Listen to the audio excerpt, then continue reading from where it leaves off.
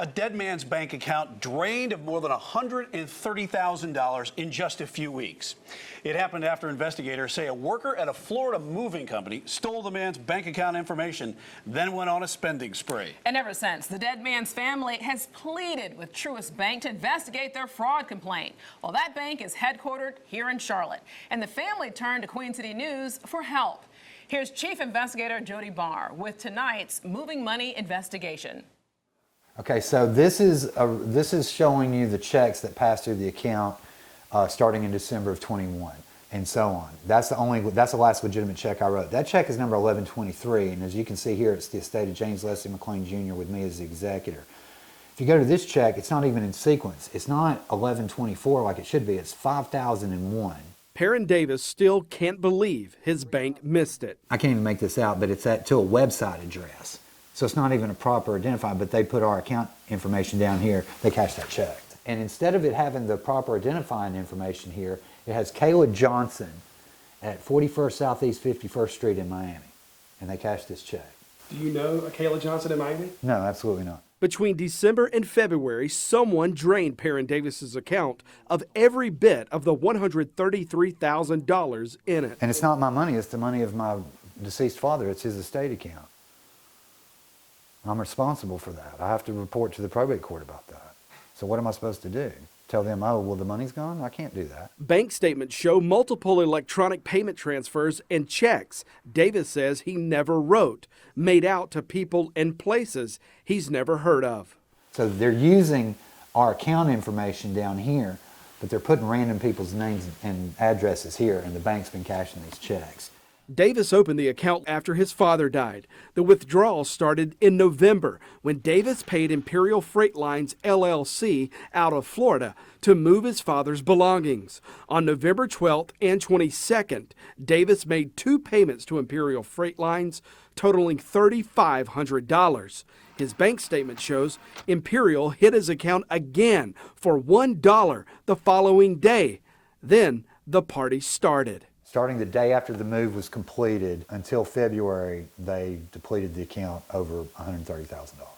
Here's another check for $8,286 to Imperial Freight Lines from a Brad Hughes at another Gmail address using our account information, and the bank cashed all these checks. Why are they cashing checks from people? That's insane. Davis didn't have a clue this was happening. He initially opened his account with SunTrust, a bank merged with BB&T to create Truist Bank. Davis said the bank wouldn't allow online access for estate accounts, and he had no way to monitor it from his home in Philadelphia. Davis only learned the account was drained in February when he tried to pay a probate attorney and the check bounced. Red alert. It should have been impossible. There was over $130,000 in that account, and it's impossible to wrap your mind around. How can this happen?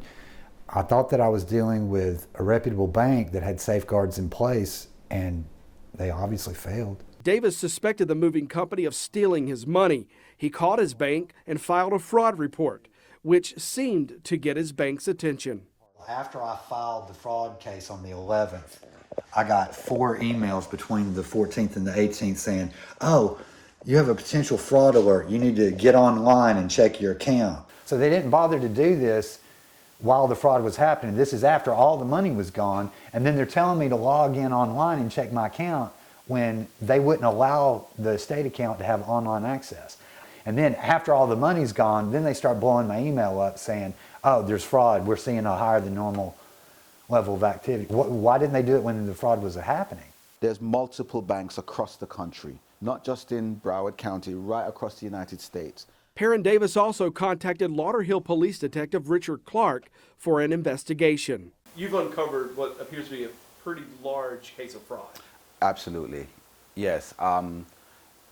Organized. The detective opened a fraud investigation and found Perran Davis's suspicions were correct. He was a fraud victim, and the target of the investigation was the Florida moving company he'd hired just a few months earlier. And here is a copy of a check. While Clarke was investigating the bank records, the department got a call from Imperial Freight Lines owner asking for an investigation into one of its own.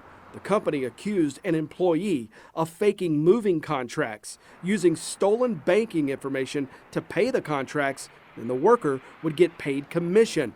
Clarke knew then his target wasn't the company, but someone on the inside. During the course of my investigation, I was contacted by the owner of Imperial Freight Lines, LLC. That was on the 24th of March. He came to the police department and made an allegation that his business, his company, was a victim of fraud by his employee. He named the employee to be Bruce Horner. Bruce Horner's been here before.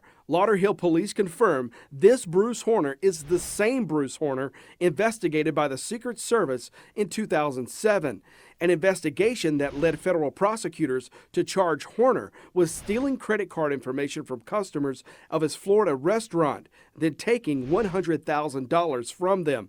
Prosecutors also accused Horner of depositing $4.6 million into his personal bank account, money he stole using bad checks.